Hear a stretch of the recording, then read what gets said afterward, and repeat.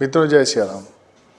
मित्रों, हिंदू जीवन ज्ञान चैनल में आज आपके लिए एक बहुत ही ज्ञानवर्धक, आप इसे कथा कह लीजिए, कोई कहानी कह लीजिए, परंतु बिल्कुल सत्य घटना है जो हमारे आदिगुरु शंकराचार्य से जुड़ी है कि आदिगुरु शंकराचार्य जैसे सन्यासी को क्यों लेनी पड़ी काम शास्त्र की शिक्षा। तो मित्रों, जैसा कि आप जानते होंगे, जब आदिगुरु शंकराचार्य बालक थे तभी वो सन्यास लेना चाहते थे, लेकिन चूंकि उस समय सन्यासी अग्नि नहीं छूते थे तो उनकी माताजी ने सन्यास लेने की आज्ञा नहीं दी।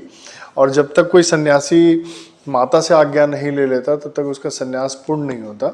तो बालक शंकर ने क्या किया था कि खुद को नदी में नहाते वक्त मगरमच्छ से अपना पैर पकड़वा लिया था और माँ को कहा कि अब मेरा अंतिम समय है तो मुझे सन्यास की आज्ञा दे दो। तो माँ ने आनंद फानंद में कहा ठीक है, जा सन्यास ले ले।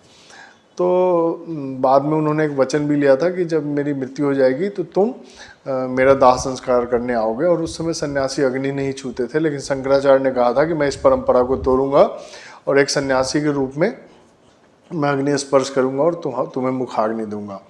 तो मित्रों, इस तरह हमारे आदिगुरु शंकराचार्य ने सन्यास लिया। खैर, आज जो मैं आपको बताना चाहता हूँ वो कुछ दूसरी कहानी है शंकराचार्य से जुड़ी हुई। मित्रों, शंकराचार्य जब बिहार के आधुनिक दरभंगा, जिसे आज दरभंगा के नाम से जानते हैं, मतलब पहले वो मिथिलांचल हुआ करता था, तो जब वहाँ पहुँचे तो इन्हें पता चला कि एक प्रकांड विद्वान मंडन मिश्र यहाँ रहते हैं। तो इन्होंने उनसे शास्त्रार्थ की इच्छा मन ही मन व्यक्त की और चल दिए मंडन मिश्र की खोज में। जब उस गांव में पहुंचे तो इन्होंने पूछा, कुछ महिलाएं खड़ी थी, कि मंडन मिश्र जी का घर कहाँ है। तो महिलाओं ने कहा कि आप लगता है नए हैं, तभी मंडन मिश्र को नहीं जानते हैं। जाइए, जिनके दरवाजे पे तोता और मैना दोनों वेद पढ़ रहे होंगे, वेद पाठ कर रहे होंगे, वही मंडन मिश्र का घर होगा। जब आदिगुरु शंकराचार्य वहाँ पहुँचते हैं तो देखते हैं कि तोता और मैना आपस में वेद पाठ कर रहे हैं और संस्कृत में शंकराचार्य से पूछते हैं कि आप कौन हैं।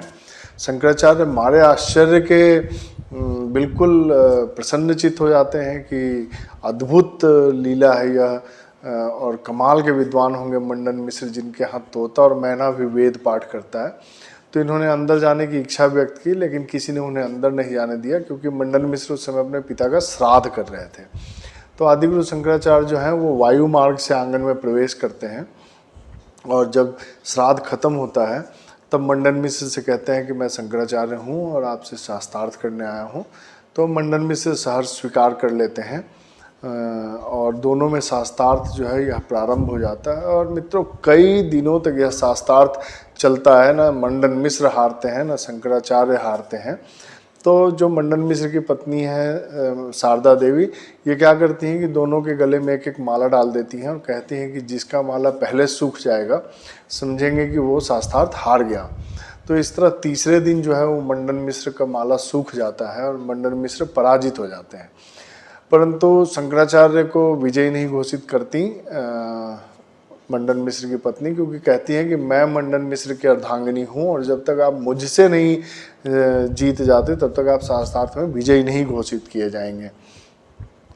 तो शंकराचार्य इसे स्वीकार कर लेते हैं और शारदा देवी जो हैं वह शंकराचार्य से काम शास्त्र से जुड़ी बातें पूछने लगती हैं शास्त्रार्थ में। और शंकराचार्य हमारे बिल्कुल निपट सन्यासी, इन्हें कुछ भी नहीं पता।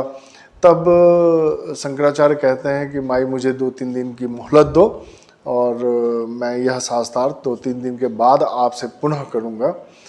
और इस तरह शंकराचार्य क्या करते हैं कि अपने शरीर को एक गुफा में स्थूल रूप में छोड़कर बनारस में एक राजा के शरीर में, जो राजा तुरंत मृत हुआ था, अमरूक नाम था उस राजा का, उसके शरीर में प्रवेश करते हैं।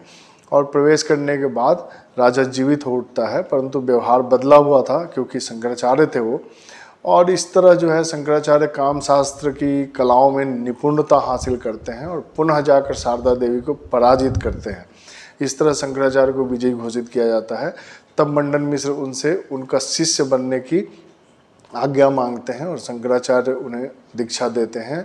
और इस तरह यही मंडन मिश्र बाद में सुरेश्वराचार्य के रूप में विख्यात होते हैं और इन्होंने ही ब्रह्मसूत्र शंकर भाष्य की रचना की बाद में, जो आदिगुरु शंकराचार्य पे लिखी गई थी।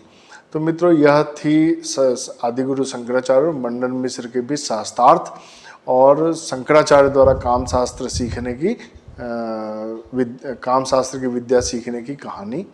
आशा करता हूँ यह आपका काफ़ी ज्ञानवर्धन करेगा, तो इसे निरंतर सुनते रहिए, अच्छा लगेगा। जय सिया राम।